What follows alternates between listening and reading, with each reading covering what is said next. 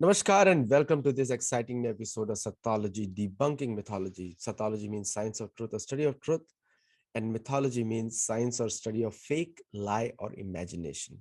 So I have very special guest, a great friend, Rishi, Muni, brother, Acharya, whatever you call him. He practices what he teaches, and research is phenomenal, original, no copycat, copy paste from anywhere else.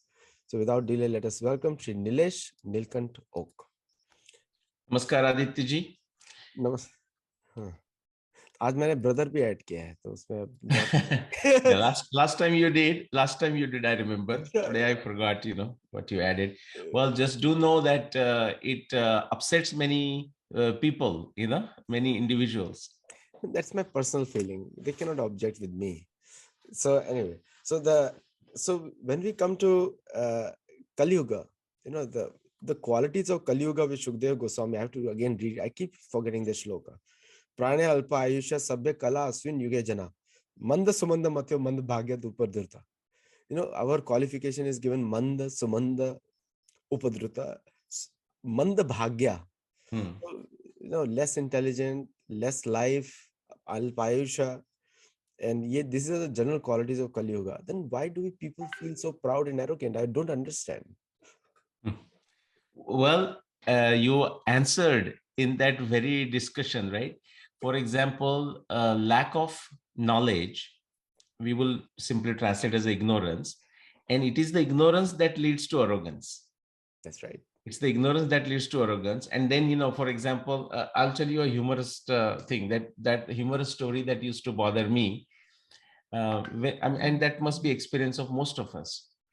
But at least growing up in India, like when I was, I'm talking below 10, even maybe afterwards, but definitely below 10, my age. And so me and my brother, we were always fighting. Okay. And so something happens, my father would just call both of us, and on our back he will just slap. So we both get it.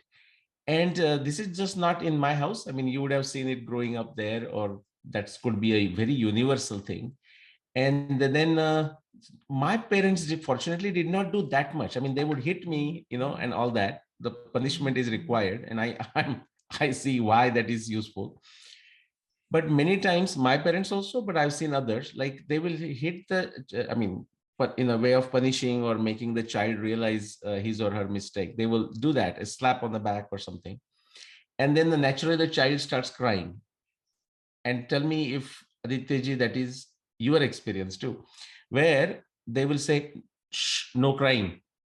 So now they have literally hit, so it has hurt you, and you have no other way but to cry, to let that management of a pain. But they say, don't cry now. So how can you do that? So similarly, bringing back to this manda sumanda, whatever you are just saying, uh, because the intellect has gone down for the masses, you are always going to find bright spots, but they're going to be very limited in number, right? So because of that low intellect, there is a lot of ignorance, and the ignorance leads to arrogance. So once you understand this cause and effect chain, in a way, there is no point asking, so why are they arrogant? Well, because they are ignorant, therefore their behavior is arrogant. That's right. Very good. Because we have seen the people who are lacking in some way, they try to make it up by projecting their personality beyond themselves, and that's ignorance technically. Yeah. People, I mean, I meant to make this as a humorous, although I may not have come out as a humorous one. But also what happens is, like, see, that's why all of us, I mean, you and me included, I mean, depending on our time, place, circumstances, we will try to take support of it, Right. like, it's a human nature. I mean, so we are not talking about any particular individual. We are talking all of us. But people will try to hide under the awards, under what you call your pedigree, like which school you went to, what kind of education you have done, what different places you have been. Okay. I mean, and any circumstance, we have an inherent tendency, which is what we have to work through Adhyatma, but the inherent tendency is to try to put that in a positive light. right? That is what. And where does this come from? That comes from sometime our insecurities. Okay, so that's why also person feels like, oh, I should be famous for something too. That's what people may feel, and that is the mahima of a Kali Yuga. That's That right. is the signature of a Kali Yuga, which is to say that was not. It's not that this whatever we are discussing did not exist in Dwapar Yuga and Treta Yuga and Satya Yuga, but you can think of in terms of the ratio, in terms of percentage, it was small, but in Kali Yuga, that remains the norm. Yeah, it's a Ivy League of foolish arrogance. And which is most of the scholarly consensus guys. Hmm. Somebody saying that Shakta, like first of all, when people try to fight between Vaishnav, Shaiva, Shakta, all three are very foolish, because there is no need to fight. Sanatan Dharma means path to Brahma realization, which can be through any path. Either you go through Devta or you go through Dhyana, but you need a guru in all three aspects. Yes. Bhagavan. So anyway, we can get started on Kali Yuga actually today. All right. Kali Yuga and the connection, not the Kali Yuga's connection to Mahabharata. Mahabharata. And the important is how if anyone in our times is talking about when did Kali Yuga begin. Now, of course, people are more interested in knowing when the Kali Yuga is going to end. And Okay, we'll talk about that too. But when did actually Kali Yuga begin? If that's the question, that question cannot be answered without referring to the Mahabharata text. exactly. Unfortunately, as you know, most of the folks try to tell us when Kali Yuga began without referring to the Mahabharata Mahabharata text, text, yes. right? And don't Right. wait for Kalki, because the reason is, don't wait for Kalki. Don't give him a chance to send you out. You go Correct. on your own before, much before. So Yeah. some people are waiting for Kalki. I said, then you have to become a very big Rakshas to stay that long. You Very know? true. Very true. So the time to understand one thing, there is no difference between Kalki, Vishnu, Ram, the same person coming again and again as per the Yuga cycle. So already Bhagavan Krishna already come, he's already present in front of you in Bhagavad Gita. So Correct. just get out of this place. Yata Absolutely. bhasate surye na sashanko na pavaka. Yad Yadgatva gatva na na nivartante. nivartante tadham paramam mama. So that's Right. where you need to go and do it now. Don't wait for Kalki. Absolutely. So last time we did a session on what is the first day of the Mahabharata war and how there is a beautiful evidence in the Mahabharata text that describes the phases and positions of the moon through the 18 days of the war. And also it tells you what time the war stopped, what was the situation in the sense of whether there was a light or darkness after sunset. Most of the days it discusses that. Mahabharata text describes the war going through the entire night on the 14th night. Also on the 17th night, the Kaurava army warriors also, they stayed on the battlefield itself. Again, that's referring to the full moon light and full moon night. Okay, so that just tells us that the first day of the war was a Kartik Amavasya, the end of the Kartika. The majority of the war occurred through the Shukla Paksha, the first half in the Amanta system of the month of Margashirsha.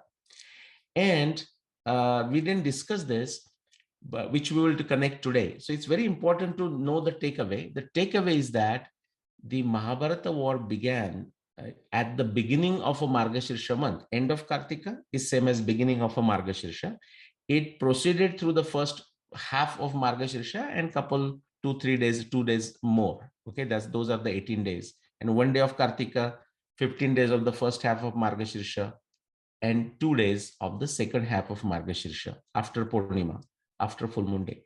That was the period for the 18 days of the Mahabharata war. The Margashirsha is very important because what we are going to discuss today, besides Kali Yuga, we will see how that connects and takes us back and tells us this Mahabharata war is simply not possible to date based on the Mahabharata text anytime after 5000 BC. Okay, so as a summary, for example, we talked about here the Arundhati Vasishtha observation said Mahabharat war is not possible after 4636 BC. The Bhishma Nirvan evidence, also the evidence of the phases and positions of the moon through the 18 days of the war, also the descriptions of the seasons, there is so much there. We are trying to simplify.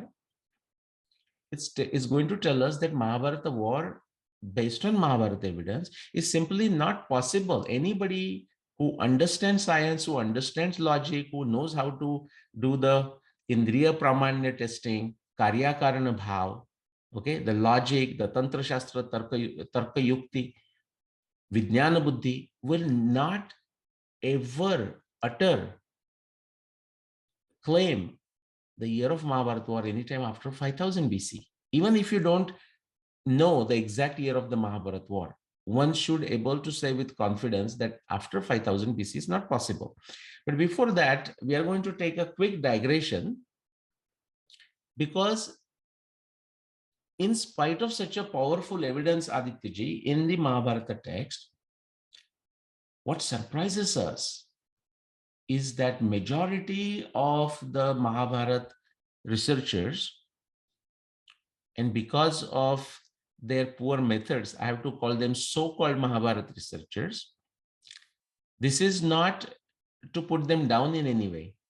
This is describing the reality. Like Rutam Vachmi, Satyam Vachmi, or Satyena Labhyas Tapasa Yesha Atma. If you want to become free from this bondage, we must do it.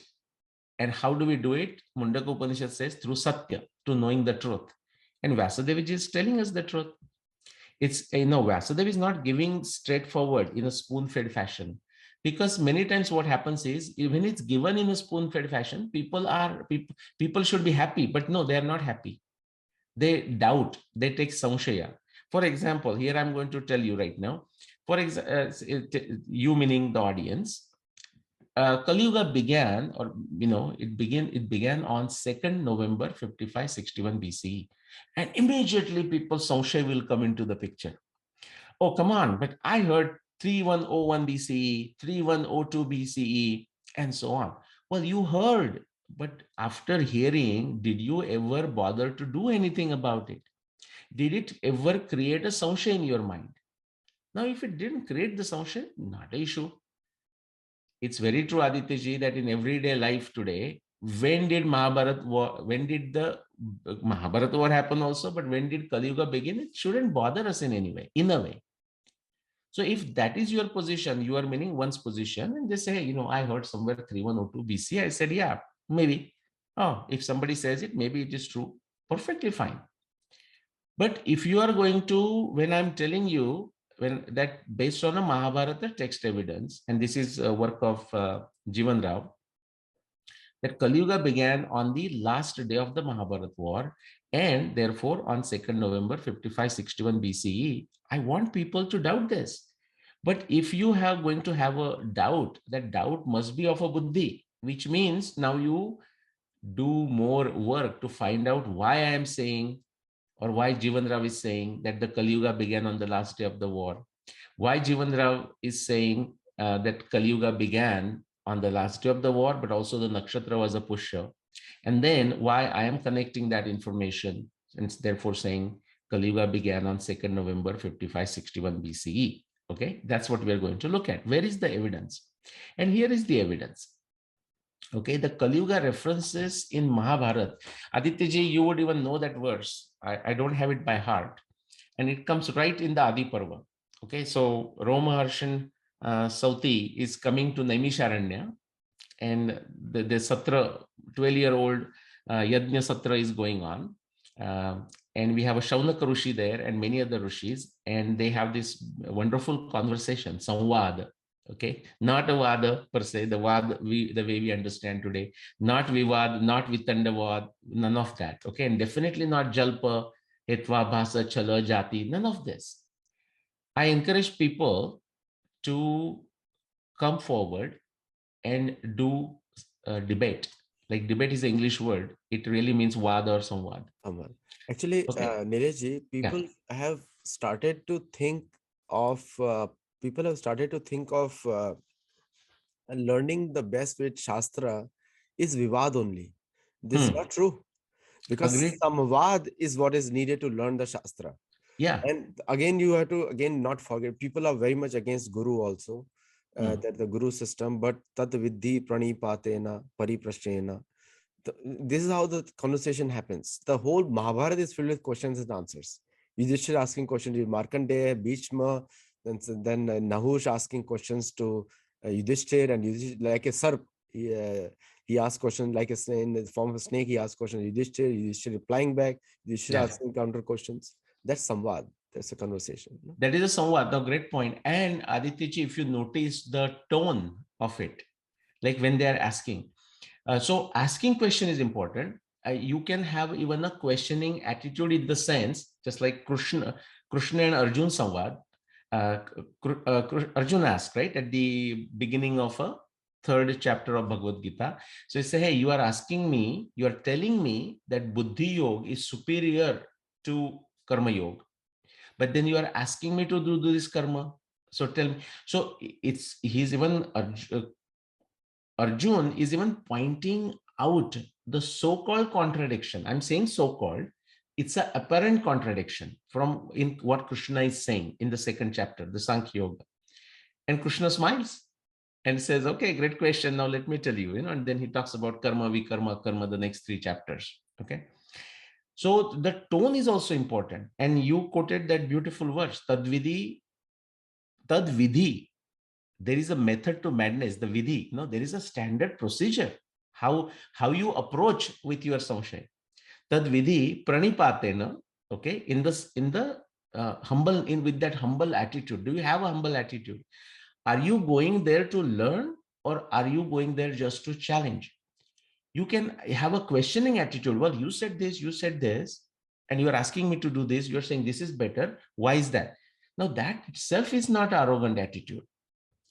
Okay, so but are you going to that person because you have a trust in that person? You think this person is knowledgeable. You think that this person knows more than you. Then only go to that person. Why bother otherwise? Then it turns into that vitandavad and all of that.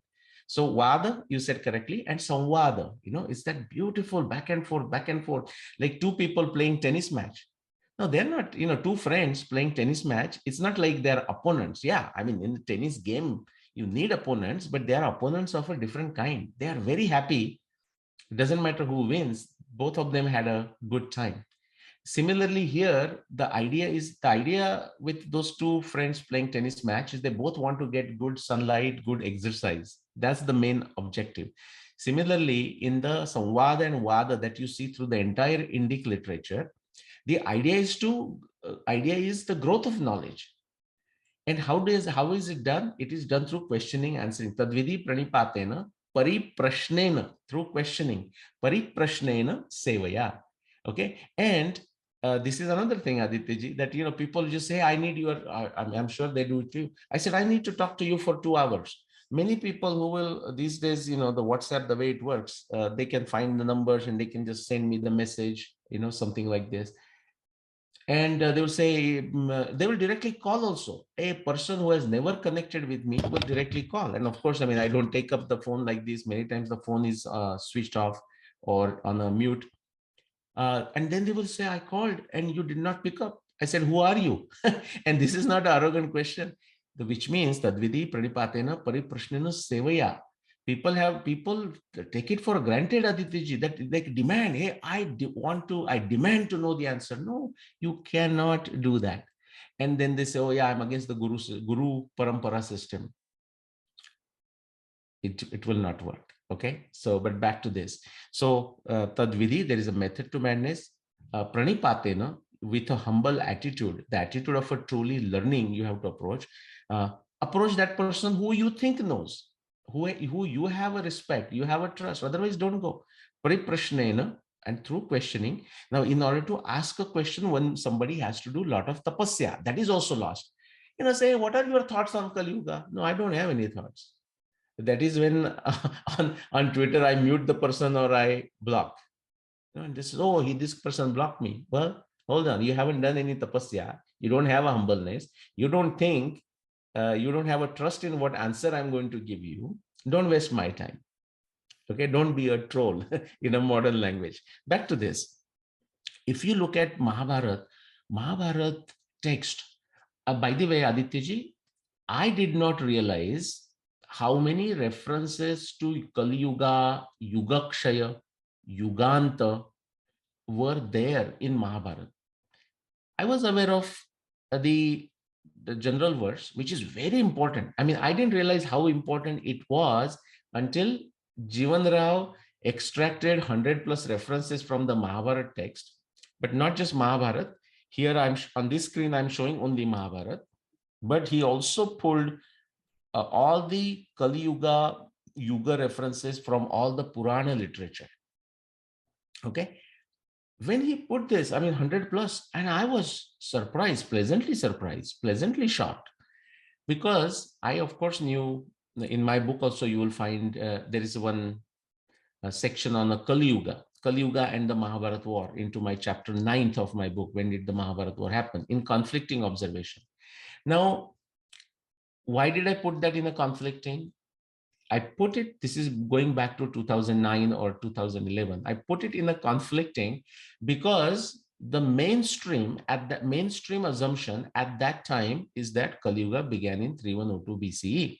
Even unfortunately, that ignorance, okay, and arrogance, Aditya, I will say, it just perpetually continues under the name of a tradition. Now, what is the role of a tradition? Tradition is this wonderful Ganga, it's the Saraswati that is flowing.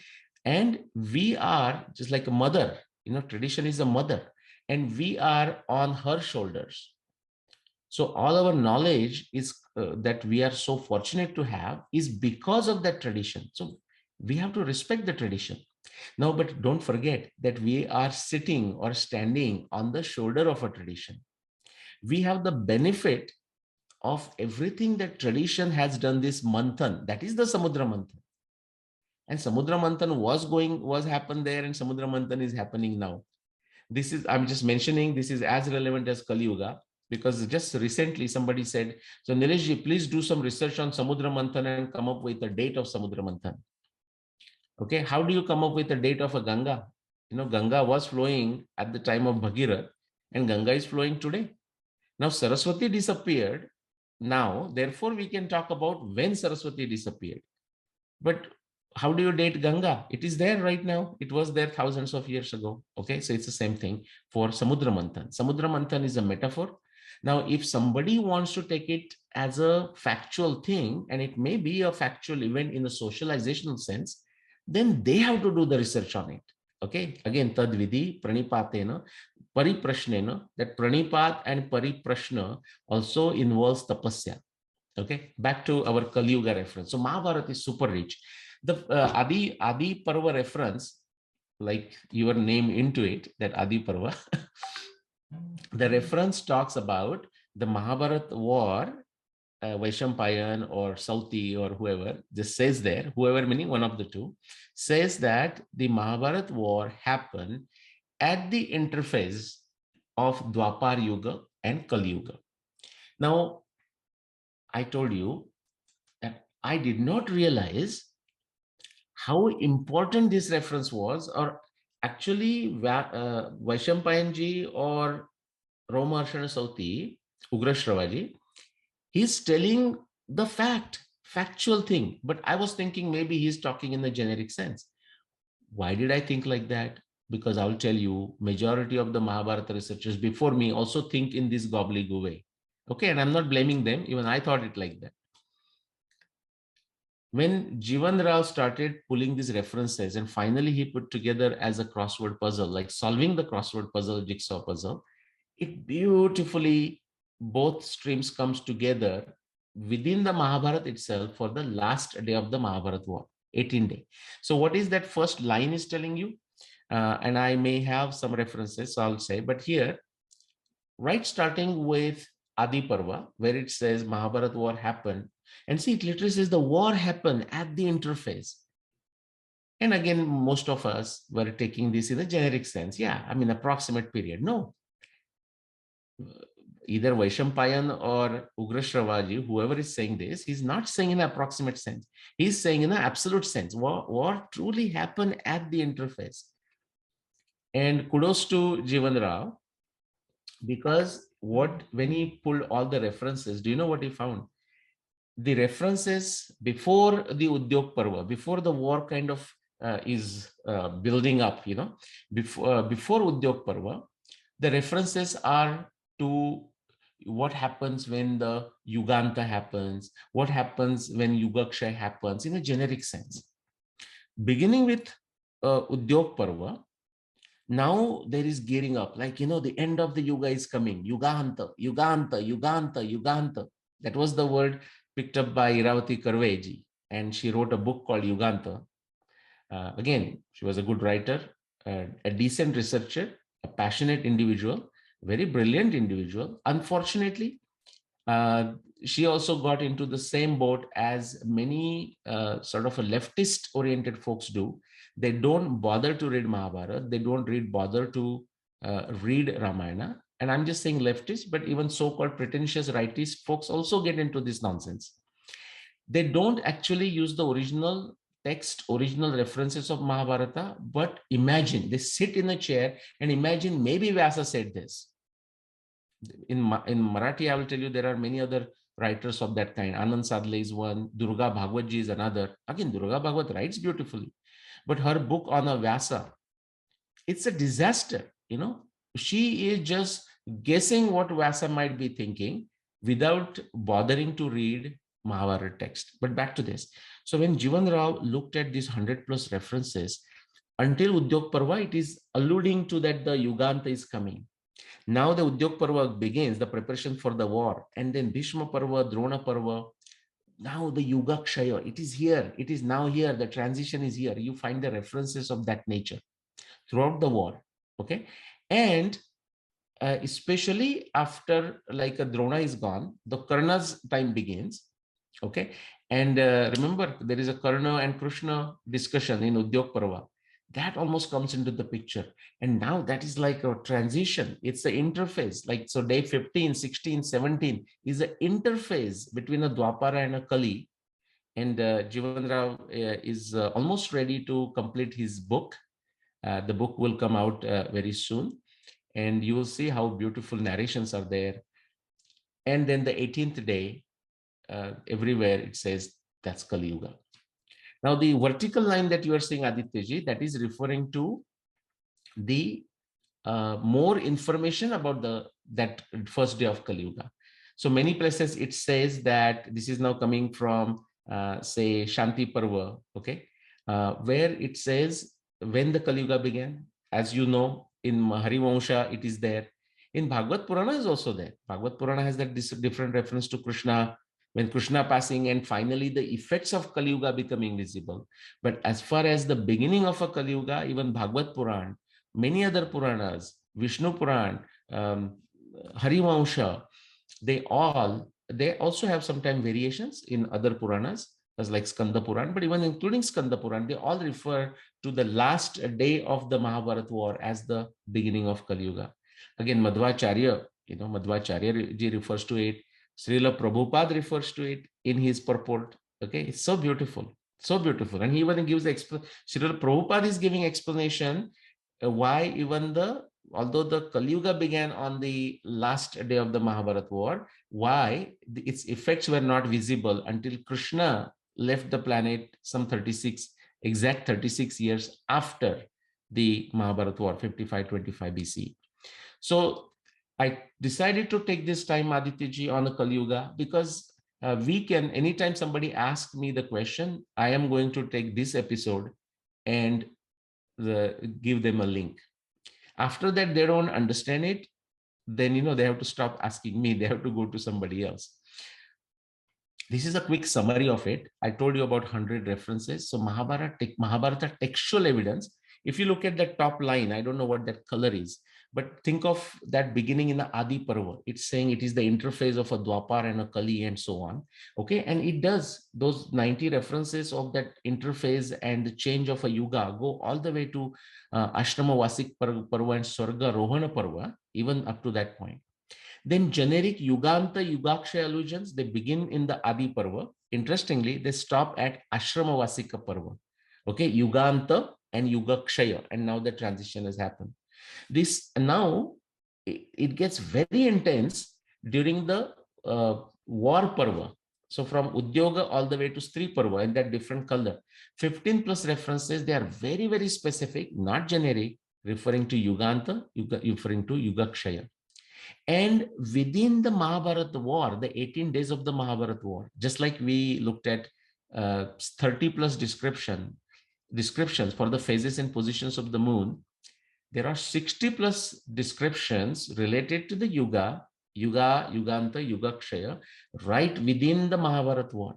Okay, this 18 days of the Mahabharata War, referring to that transition is happening. That D to K is referring to Dwapar to Kali Yuga. How beautiful. Okay. So that was one. And I want to add one more thing and we'll stop, because I started with the last summary that the first day of the war is a Kartika Amavasya, majority of the war taking place through the first half of the Margashirsha month. Now, just keep that, okay? Keep that in mind, that the war began at the end of Kartika, beginning of a Margashirsha. Just remember that. And I'm going to show you why, based on Mahabharata evidence, Mahabharata War, dating of Mahabharata War, is simply not possible, cannot happen, nada, impossible anytime after 5000 BCE. Okay. Again, in this today's episode, we are not going to go to 5561 BCE. We are not going to remove that Samshay.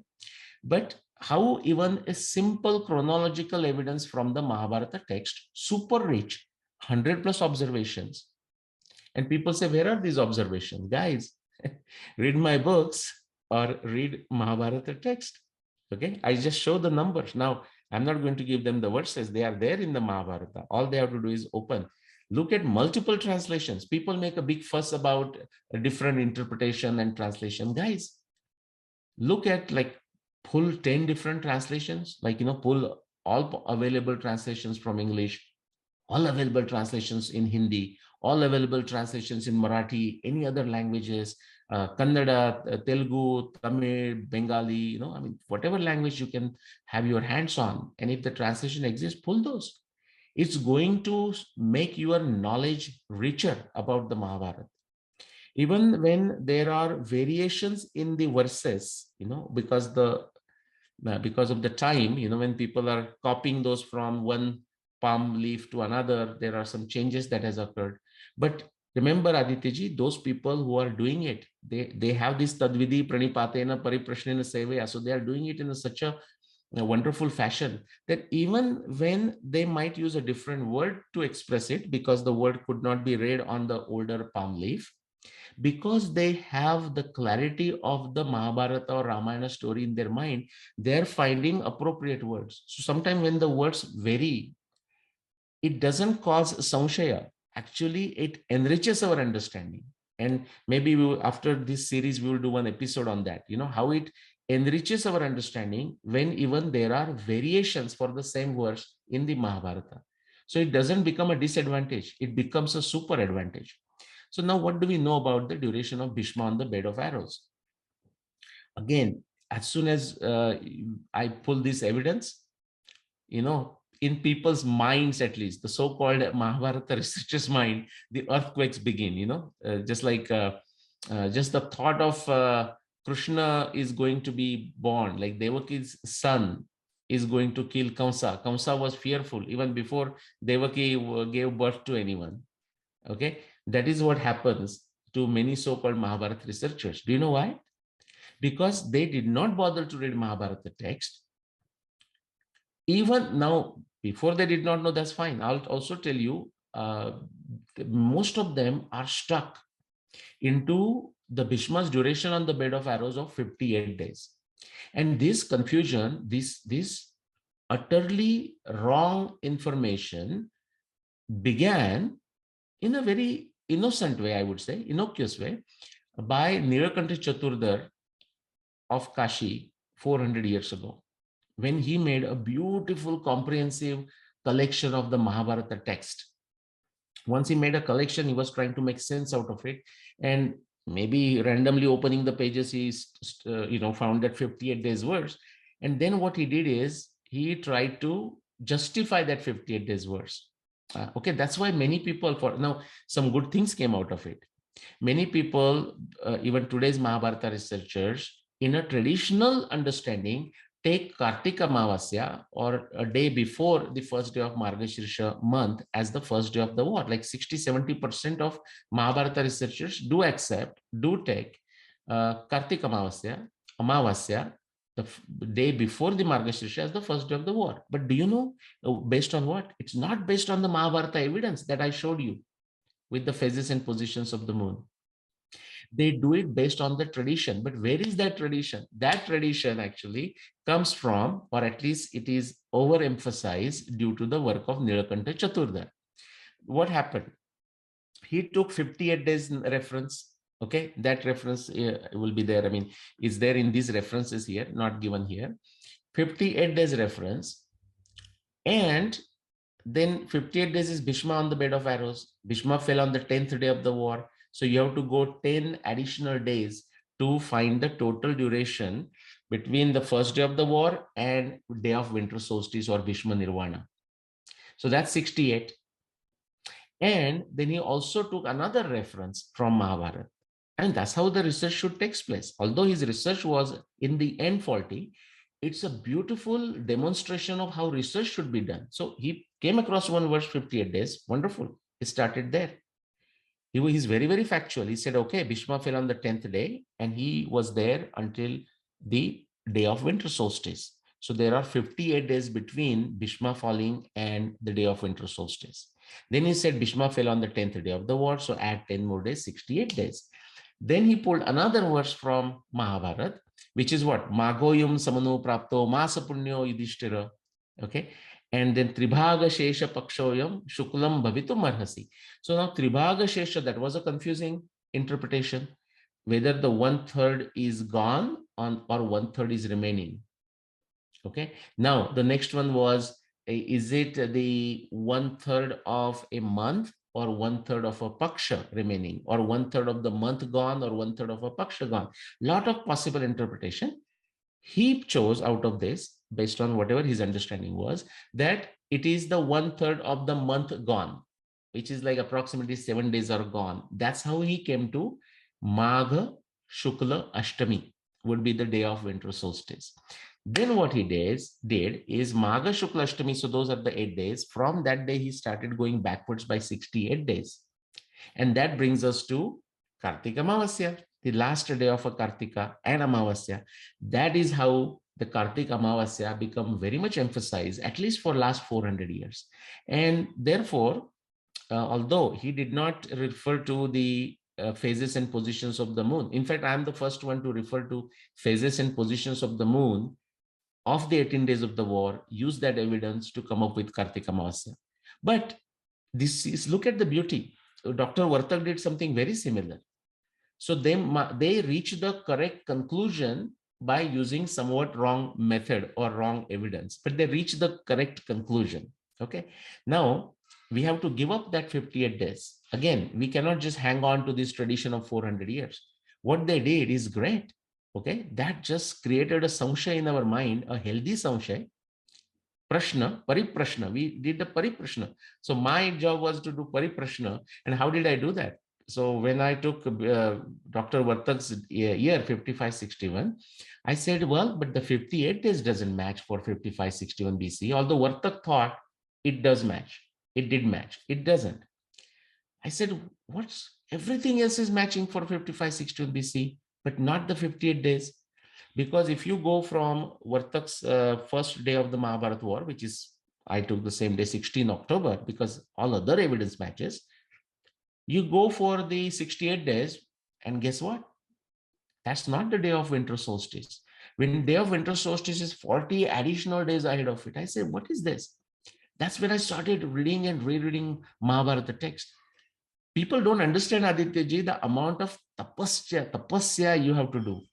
For 6 months, this is between sometime in 2009, 2010, 2011, I was doing nothing but reading Mahabharata, entire Mahabharata, but especially Udyog Parva and then Bhishma Parva, Drona Parva, Karna Parva, Shalya Parva, all the way to Ashram Vasik Parva, trying to look at every single reference that would tell me something about Bhishma Nirvan or Bhishma's days on the bed of arrows. And so it took 6 months, total 6 months full time, you can almost practically say. Of course, I'm working, but other than that, I'm just spending on this. And this is the outcome. This is the Samudra Manthan that we are talking. You have to do Samudra Manthan. So this was my Samudra Manthan of 6 months that gave me this Amrut. And the Amrut says Bhishma was on the bed of arrows for 92 days. Now, many people will say, what's the big deal about it? Well, first thing, there cannot, Mahabharata evidence is so clear. There, anyone with a reasonably intelligent brain should have no doubt that the duration of Bhishma on the bed of arrows is definitely more than 92, 95 days. Now, some people deliberately try to create the confusion. Oh, so if you're saying more than 92, 95, hold on. I am not saying it. It is a Vyasadeva through 60 plus references in the Mahabharata. They are all here on this page. Okay. I will not go through them. We have discussed this many times, but they are all here. You can take this page shot, read my book, Bhishma Nirvana. They are there. Okay. And shows 90 to 95.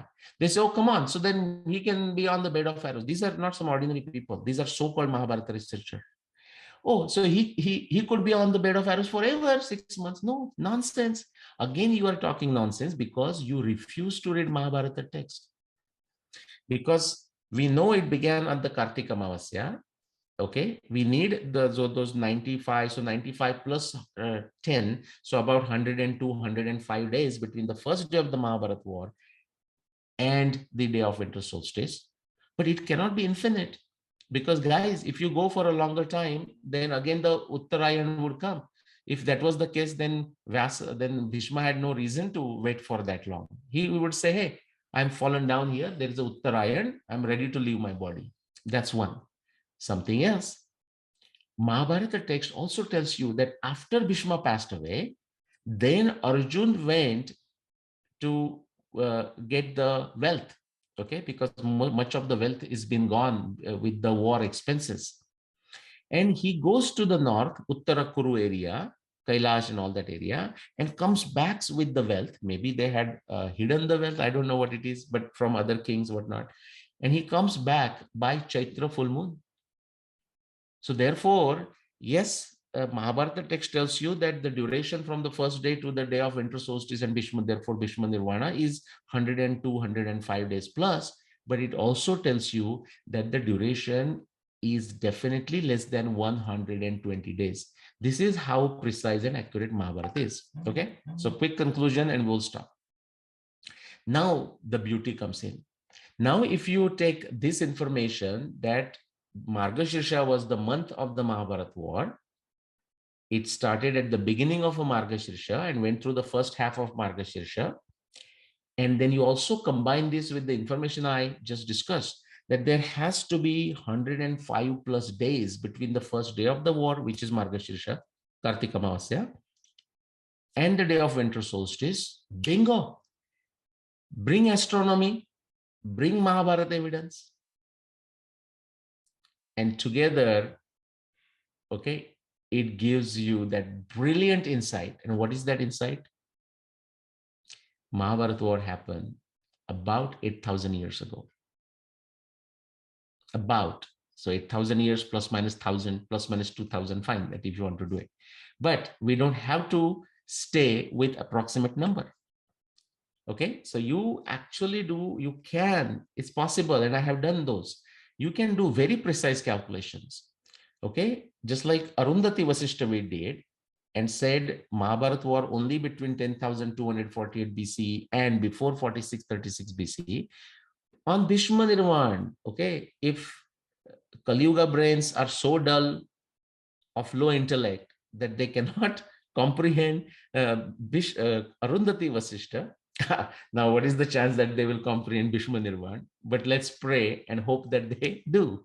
You know, if they do, the Bhishma Nirvana evidence itself tells you that the Mahabharata war is only possible between 7000 BCE and 4700 BCE.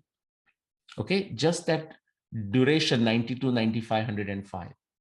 Again, Aditya ji, just like people are so scared of Arundhati Vasishta observation, now they are scared of Bhishma Nirvana evidence. But my question to them is, how far you are going to run and where are you going to hide? It's time to give up the ignorance, but give up the falsehood, okay? Give up the fakery and come out in bright light and enjoy the beautiful knowledge of Mahabharata text. We can do even more precise calculations. Remember, this is only based on 105 days, the first day and the Bhishma Nirvana, the day of winter solstice and Margashirsha. But if you get more precise, Margashirsha and the first half of Sharad, remember, that's based on the phases and positions of the moon. And it was therefore a Sharad. Sharad, how did we get Sharad? Very easy. The day of winter solstice is the end of Hemanta Rutu. From there, you go 60 days backwards. The Hemanta Rutu is gone. Now you are into Sharad Rutu. You go additional 30 days, so 90 days. The second half of Sharad Rutu is gone. Now you are coming out 95 plus 10, 15 days. You are already into the first half of Sharad season. That's how we got Sharad season. So now you have to take Margashirsha month and connect with the first half of Sharad season. If you put those calculations, you get more precise calculations. It says Mahabharata war is not possible before 6722 BC, not possible after 4562 BC. So now we are just tightening this gap. Okay. And now if you start adding, remember, I told you Kartik Amavasya, so after Kartik full moon, but Kartik full moon has to be over before the war begins. And war began on Amavasya. So the earliest is a Kartik Amavasya. And the war, the Bhishma Nirvana has to end long before Chaitra Purnima. When you put this Tithi, Paksha, Masa, Rutu, and it gives you another precise date, that 7285 to that 5125 BC. That's where I'm saying, Aditya ji, a Mahabharat war based on this super rich evidence is not possible anytime after 5000 BC. Okay. And just I'm giving you an example. Now, how do you combine together? It does combine. Are they two conflicting? They are not conflicting. The Arundhati Vasishta observation gave a range, and Bhishma Nirvana evidence, totally independent of Arundhati Vasishta, super rich evidence of Bhishma Nirvana, okay, is telling you what? And not just Bhishma Nirvana evidence, even the other astronomy evidence, okay, like the Kartik full moon, Chaitra full moon, and so on. And it is saying that the range within which you should look for is actually very narrow. That range is here, 1600 years, from 5125 BCE going backwards to 6722 BCE. And that's it. And I'm going to stop. Aditya ji, back to you. Thank you so much, Nilesh ji. And I think it puts a lid on the Kali Yuga dates. And Kali Yuga references are too many, including Bhishma. When he prays to Krishna, he says, he tells on all the avatar, he said, you are the same person who's going to come as Kalki also. So Kalki references are also 4 or 5 times in Mahabharata. Markandeya says it, Bhishma says it, and towards the end, Yudhishthir also repeats it one more time. Correct. So many references are there for Kalki also. Oh, so you are saying not only Kali Yuga, you are saying even for Kalki. Kalki also. Okay. Kali Yuga references are more than 100. Absolutely. More than 100. And the Kali Yuga references are also in the beginning of Ramayana also. Yes. So if I have to give a concluding line for today's thing, which is I'm stealing from Jivan Rao, by the way, where he says, which is very well put, he says, the understanding of Kali Yuga is not required to determine the date of the Mahabharata war. However, if you want to know when the Kali Yuga began, you must know the date of the Mahabharata war. Exactly. Because that exactly calculation fits in, because 36 years is the golden time. And also there is one more pointer, because 15 years after Mahabharat war ended, Dhritarashtra was living with Pandavas.